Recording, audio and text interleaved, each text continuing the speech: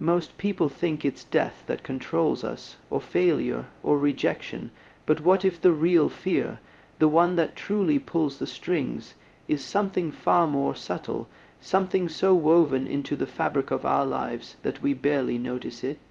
Until we feel the hollow ache of it late at night, it's not the fear of dying that haunts us, it's the fear of not truly living not being seen, not being remembered, not mattering.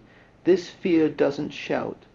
It whispers in every decision you avoid, in every opportunity you let pass, in every moment you choose comfort over growth. It's the fear of insignificance, the terror that your existence might be just background noise. It's easy to dismiss this as dramatic, but look closer. Why do people chase fame with such desperation?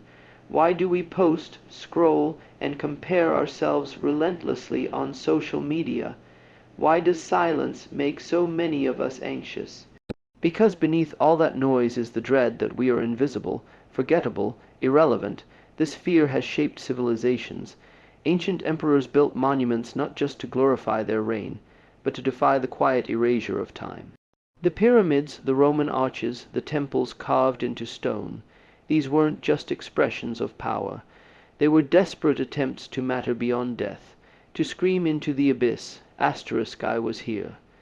In modern times, we no longer build pyramids.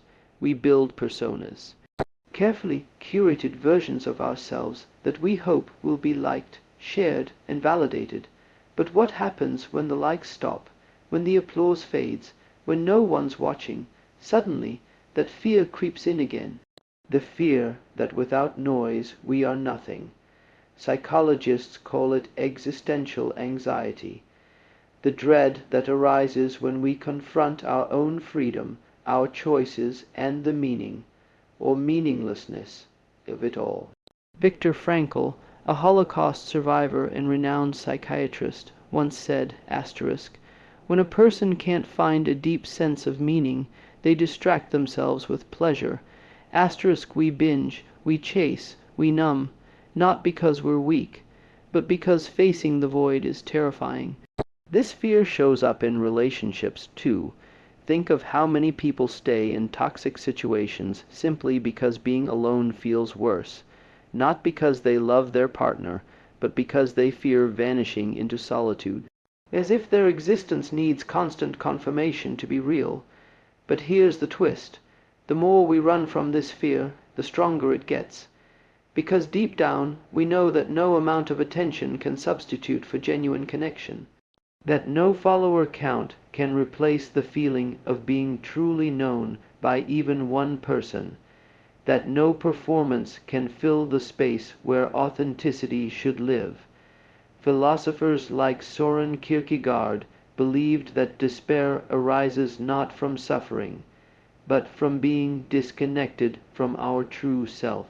We fear insignificance because we've been conditioned to believe our worth must be proven, measured, displayed. But what if significance isn't something you earn, but something you live? The truth is, you were never meant to impress the world. You were meant to impact it, quietly, perhaps subtly, but profoundly. The teacher who changed one child's life, the friend who listened when no one else did, the artist whose work healed someone they never even met. These are not grand gestures, but they are eternal ones. Significance isn't found in being seen by many. It's found in being felt by few, deeply. And sometimes the most powerful lives are the ones no one ever notices. So if you've ever felt invisible, if you've ever feared that you won't leave a mark, maybe that's not a sign you're failing. Maybe it's a sign you're finally waking up, because the only way to truly matter is to stop chasing validation and start living with intention. You don't need the world's attention to be worthy. You just need your own. So take the risk, say the thing, create what calls to you, reach out, be vulnerable. Not because it'll make you famous, but because it'll make you real, and when you live like that, deeply, courageously, unapologetically, the fear loses its grip, You stop needing to be remembered because you start being fully alive. If this message struck something within you, take a moment, reflect, and if you felt seen here, if you recognize that quiet fear within yourself, you're not alone. Like, subscribe, and share this with someone who's also learning to face the silence and fill it with meaning. Because in the end, it's not about being remembered. It's about being real while you're still here.